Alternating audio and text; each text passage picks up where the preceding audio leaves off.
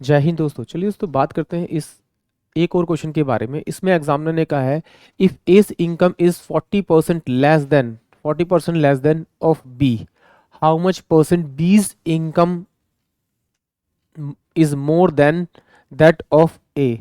यानी कि यहाँ पर देखिए एग्जामिनर ने कहा है कि भाई उसके पास एक पर्सन ए है और एक पर्सन बी है, बट उसने क्वेश्चन में दिया हुआ है कि भाई ए की जो इनकम है ना वो बी से 40% लेस है, यानी 40% कम है।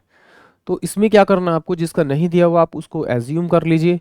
यहाँ पर जो बी का इनकम दिया है वो नहीं दिया हुआ। अगर मैंने बी को अगर 100 मान लिया तो अगर बी का मुझे पता लग गया कि बी का 100 है तो मैं ए का आसानी से निकालूंगा, क्योंकि उससे क्या है मेरा 40% कम है। तो अगर 100 का 40% निकालूंगा तो 40 आएगा, और 40 अगर 100 में से माइनस करूंगा तो मेरे पास 60 आएगा।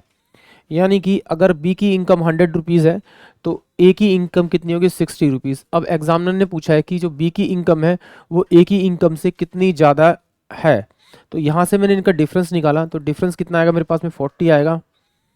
और किससे पूछा है, ए से पूछा है, तो जिससे पूछते हैं उसको हम लोग बेस में रखते हैं, नीचे रखते हैं। 60 है, इंटू में मैं 100 करूँगा इसको। तो इससे मैंने इसको काटा तो 2 दूनी 4 और 2 तिये 6 हो जाएगा। यानी कि यहाँ पर जो मेरे पास वैल्यू आएगी 200 बाय में 3% आएगा। तो ये 3×6 = 18, 3×6 = 18 और 2/3% ज़्यादा ये अर्न करेगा। यानी कि ऑप्शन जो सी होगा वो इस क्वेश्चन के लिए करेक्ट होगा। आई होप आप सभी को क्वेश्चन समझ में आया होगा। जय हिंद, जय भारत।